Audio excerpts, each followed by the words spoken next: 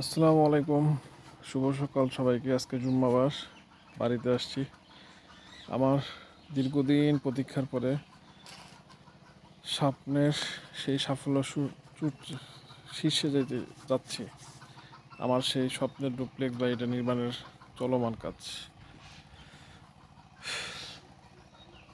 9টা কলমে 3টা রুম হবে, একটা ড্রয়িং রুম হবে, 3টা বাথরুম,